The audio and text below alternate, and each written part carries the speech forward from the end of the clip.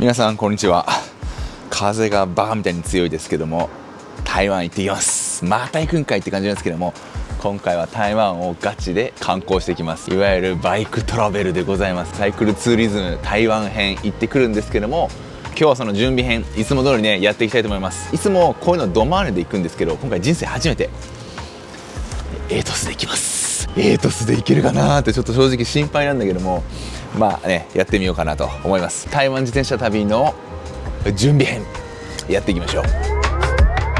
まず現地までどうやって行くかの話をしっかりとねしていきます。現地まではですねリュック一つで行きます。これですね、いつも通りもう僕の旅の相棒、旅リュックはもうこれで全部やってます。クロームのワルシャワーですね。この中に全部着替えとかガジェットとか全部入れてます。もちろんヘルメットとかもね入れますけども、この後すぐ着替えるんでね、とりあえず置いといてます。今回の旅はですね、本日全泊をして羽田空港近辺のホテルに、そして翌朝一で台湾行きの飛行機に乗ります。これチャイナエアラインに乗って行きます。で自転車今回持っていきます。輪行していくんですけども、輪行袋もね持っていきます。飛行機に自転車を積んで置いて、で当日3時間半ぐらいかけて台湾着きます。そこからね9分っていうですね、いわゆるザ観光スポット、僕行ったことないんですけども、千と千尋の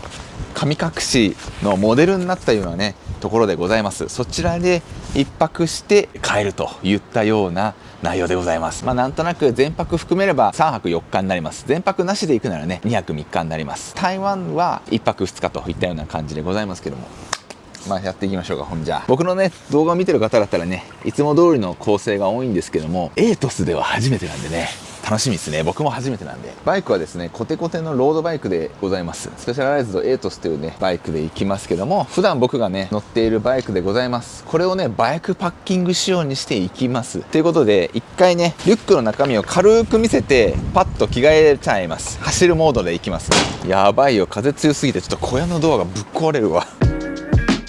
この中にですね基本的には、荷物全部入れてるんですけども、これメモ帳からレンズペン、そして中をこう開けるとですね財布とか鍵とかエアポッツとか、あとパスポートなんかもですね入ってます。で今回使っていくのはこのアピドラのバッグですね。いつも通りでございますけどもこれ、そしてサイクルトレインとは言ったんですけども、今回ね輪行袋が必要になってくるシーンも考えられるので普通の輪行袋も持ってきます。オーストリッチとダボスのコラボレーションのやつですね。これめちゃくちゃいいです。理由は簡単、グラベルバイク用に作られているのででかいです、輪行袋が。なのでピチピチにならないので済む。でサドルバッグといった感じですかね。でこの中に着替えがもろもろ入ってます。あららやばいでしょ、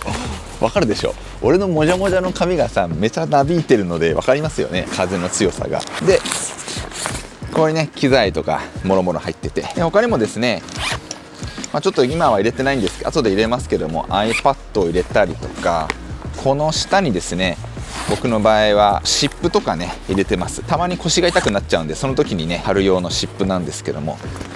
リュックはこんな感じ。基本的にはリュックとか必要なもの以外はですねホテルに預けて、自転車に乗る時に必要な着替えとか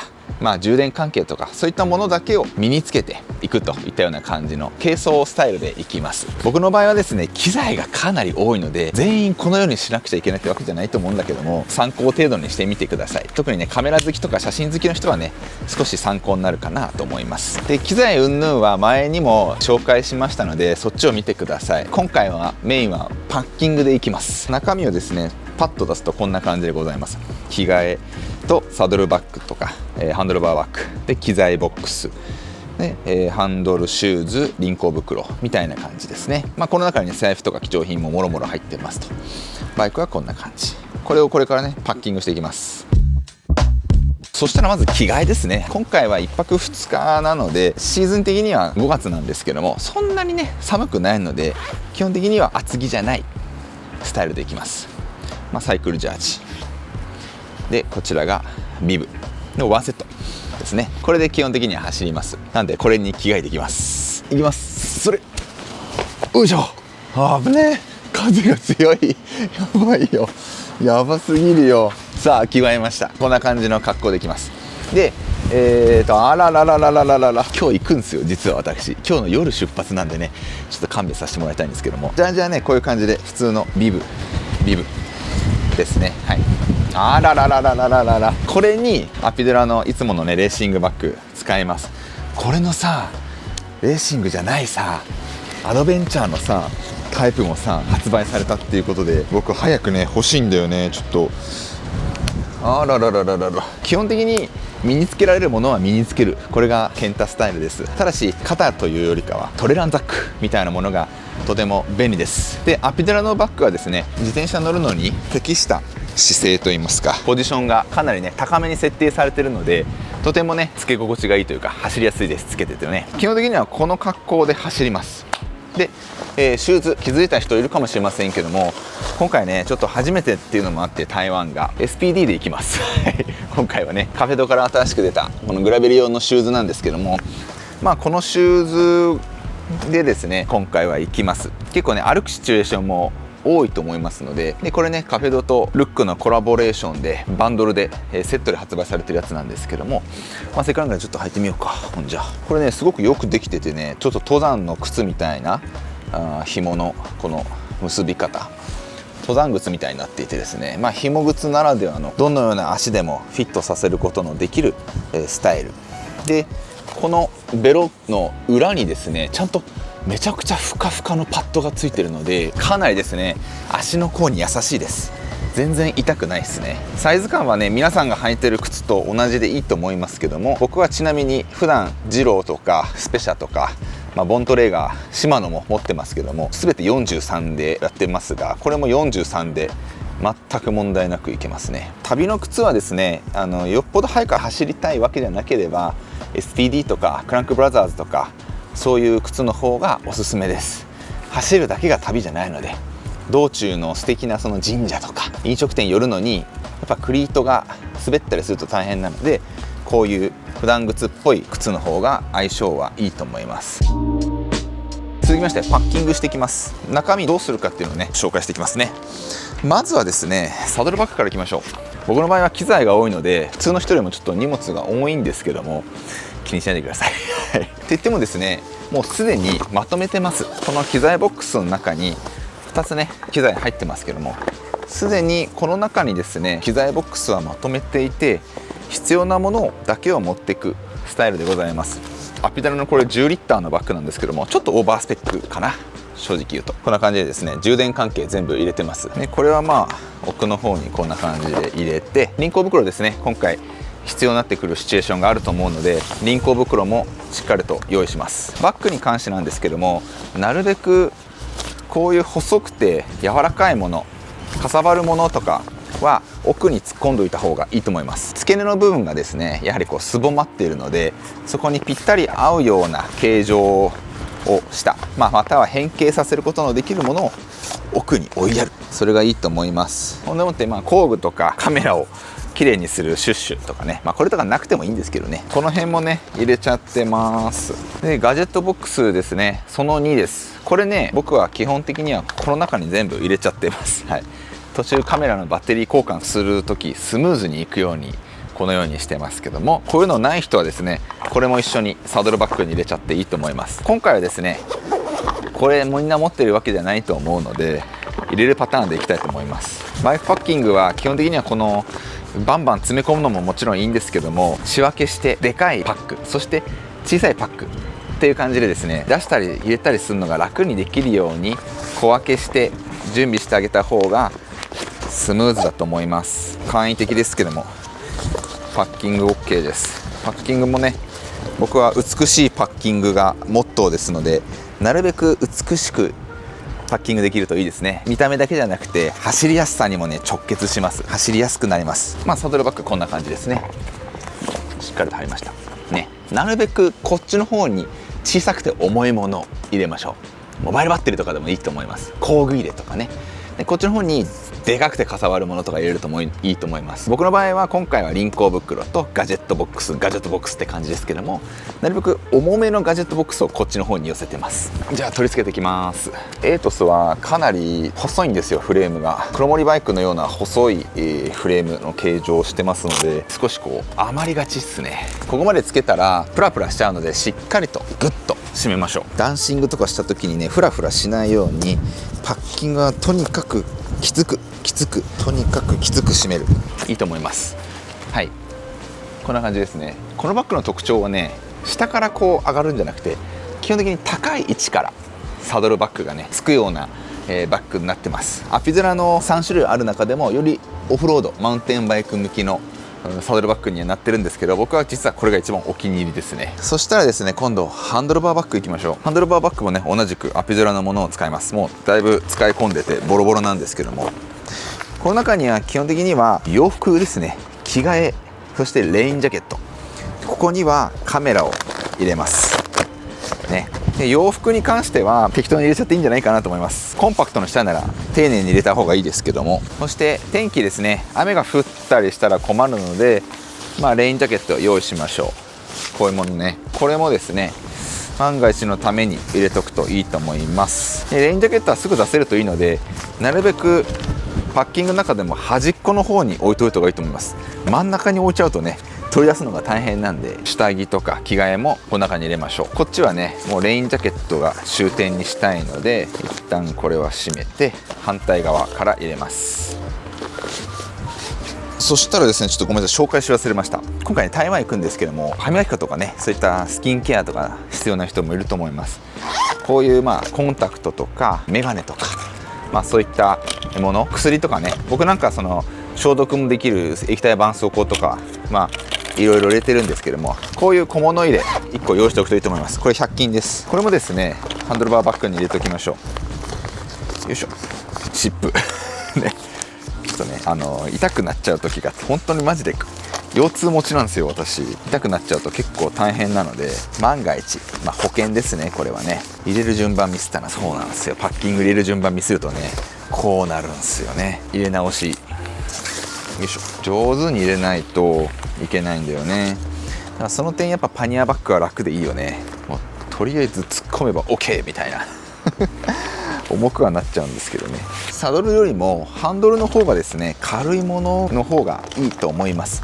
あんまりハンドルがね重すぎるとね、結構コントロールがしづらいので、なるべく前は軽いものを入れた方がいいと思います。しっかりと空気を抜いて、よいしょ。今こんな感じ。こっちが短くてこっちが長いじゃないですか。これね、見た目よろしくないですね。非常に見た目よろしくないので、この辺りはちゃんとねこだわっていきましょう。何かともバランス大切ですけど、僕もねなるべくパッキングした時の美しさはこだわりたいんですけども、できれば皆さんにもこだわってほしいなと思っております。はい、こんな感じでね、着替え関連とか入れております。でここにね財布とかいろいろ転がってますけど、この辺はねサイクルジャージに入れてください。AirPods Pro、この辺はなんか適当に入れておきましょう。これ入れ忘れただけなんだけどね、セットしていきます。正直初めてなんで、やっぱちょっと狭いっすね。ハンドル幅が400なんですよ、このバイクは。なんで今400以上あるんだな、これが多分かなり、タイトっすね。ドマーネの時は420かあったんで、もうプラス両サイドね1センチずつあったんですけど、結構1センチでかいからかなりギュッギュッとやらないとダメですね、これは。さあどうだ、結構詰めたぞ。お、いったね、大丈夫そうですね。よっしゃ、そしたらつけてきます。ハンドルにくくりつけます。グッと。これもなるべくねしっかりとねくくりつけた方がいいと思います。走ってて安定感が全然違いますね。いいんじゃないかな。いけたね。エートスにつけるとこんな感じなんだね。なるほど。いや勉強になります。なかなかでも美しいと思う。これね、後ろに引っ掛けるタイプのライトね用意しましょうね。前にもあるといいと思います。ノグだったらねこういうのがあるんで、こういうのをスパッと引っ掛けましょう。すげえ、エートスがバイクパッキング仕様になってますね。なかなかの光景ですよな。日本でいないんじゃないかな、スペシャルなエートスをコテコテにしてる人。見た目こんな感じになりました。一応ですね、ぐるっと回るとこんな感じ。しっかりとねパッキングできましたね。で先ほど言ったライトっていうのはここですね。こういうのがあるといいですね。でこの辺反射するのでね、安全性も考慮した作りになってます。美しいですね。僕は結構ね撮影をバンバンするので、正面から見た時のここですね、ここにカメラを入れてます。ベリッとなってます。でここにこうねパカッと収納する袋があります。この中にズボッと一眼を入れて走りますので、先ほどね軽い方がいいとは言いましたけども、結局重くなりますねアピドルはねオプションでさらに拡張させることができるものがついてますので、結構ありがたいですね。これはね、こういうプラプラもね当たらないようにしっかりと止めるためのゴムがついてるのはありがたいですね。上から見るとこんな感じですね。はい、握った時にブラケット握った時にこうハンドルが当たってちょっとこう走りづらいみたいなことがないですね。しっかりとこうクリアランスがあります、ちゃんとね。でライトはねこういうのがついてますね。ヘルメットとシューズはね忘れないように、パスポートもですねちゃんとポケットの中とかね貴重品の中に入れといてもらいたいんですが、基本的にはこんな感じでいきます。これはねもともとずっとつけてあったやつなので中身は大したものが入ってないんですが、強いて言うなら携帯ポンプとなんかパナレーサーの空気圧調整器とか入っちゃってますけど、これはなくてもいいですね。でこの中にね大切な貴重品とか財布とか入れてしまってもいいと思います。ということで台湾の旅はこれでいきます。使わなかったものなんかはですね基本的にはまとめてホテルに預けます。現地で快適に歩きたいみたいな人はですね簡易的なサンダルとか用意してここに挟んでもいいと思いますけども、靴に関してはねこれで十分歩くぐらい、食事しに行くぐらいだったら全然問題ないし、見た目もこの靴はかなりカジュアルで可愛いのでこれで僕はね行っちゃいます。いいじゃん。これでですね重量はいやこれでも軽いよ。重量バランスも悪くないと思います。これがね後ろばっかり重いものを持っていくと極端に前が軽くなったりするんだけども、重量バランスもねなかなか悪くないかなと思います。ここにねカメラが前に来るので今はちょっと後ろの方が若干重いですけども、いい感じにバランスが取れるんじゃないかなと思います。逆に前が重すぎるとかなり前がね重い、ハンドル操作が辛くなっちゃいます。なので後ろと前のバランスもね少しね考えるといいんじゃないかなということで、海外旅行ってちょっとハードル高そうなんですけども、基本的には日本の自転車旅とそんなに装備は変わらないので、ガシガシね皆さんね挑戦してもらえばなと思います。これで行ってまた何か発見があれば動画にできたらなとか何かしらで伝えようかなと思いますが、今回は僕はこれで行きたいと思います。実際に乗ってみるとこんな感じですね。おおいいじゃん、余裕、おめちゃめちゃ快適よ。最高に快適ですよ。全然問題ない。僕は機材が多いので普通の人は多分サドルバッグ1個で十分なんじゃないかなって思っちゃうけどねぜひね参考にしてみてください。台湾行ってきます。台湾旅行の旅も楽しみにしててください。では参考になった方はグッドボタン、チャンネル登録もよろしくお願いします。